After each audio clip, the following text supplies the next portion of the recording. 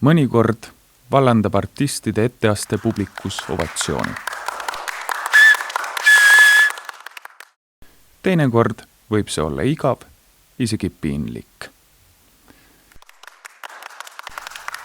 Kõik on plaksutanud, kui kontsert või teatrietendus lõpeb. Aga miks me seda teeme? Plaksutamine ei kätke endas alati mingit emotsiooni. See võib olla hoopis märguanne või rütm, muusika. Plaksutamine on õpitud heakskiidu märk. Roomlased nipsutasid selleks sõrmi. Viipekeeles on aplausiks olemas vastav käemärk.